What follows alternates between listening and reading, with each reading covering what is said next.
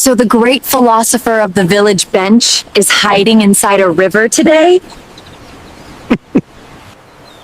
A poor man must invest wisely. And this river is your investment? Of course.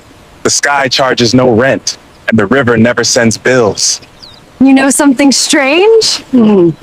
What is that? I have seen rich men with everything, yet they look tired.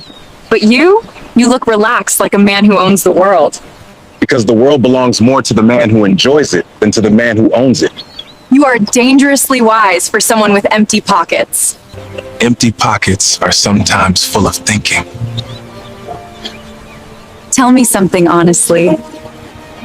If a rich woman like me suddenly became interested in a poor man like you, would that confuse you? Not at all. Really? Curiosity is the beginning of every love story. So you think I am curious?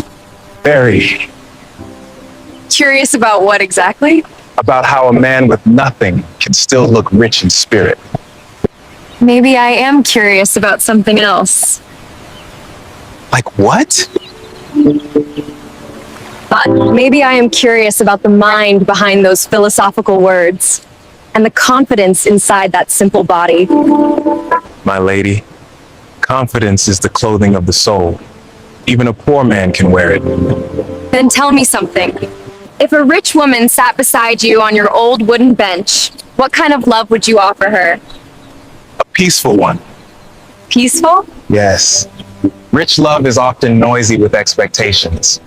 Poor love is quiet, but sincere. You talk about poverty like it is a teacher. It is the strictest teacher in the world.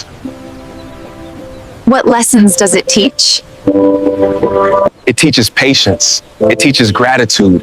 And most importantly, it teaches a man the difference between desire and necessity. You know something?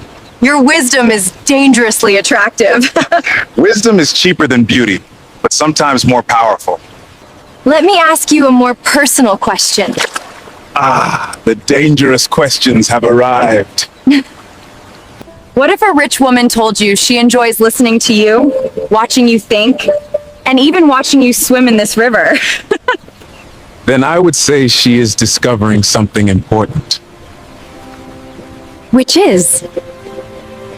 That attraction does not always follow money. Sometimes it follows authenticity.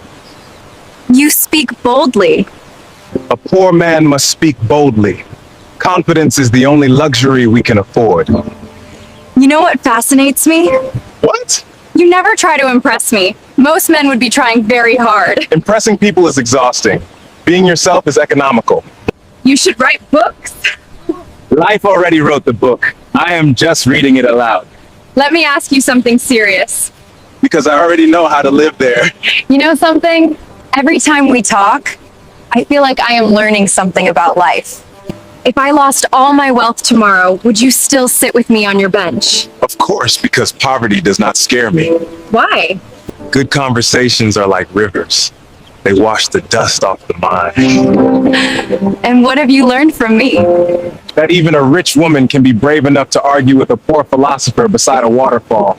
You are impossible. No, just uncomplicated. You know, this poor philosopher is becoming very interesting. Be careful. Interest is the first step toward affection. And affection. Affection is the first step toward love. Maybe poverty really does hide treasures. Did you say something? Yes. I said this waterfall just became my favorite place in the world.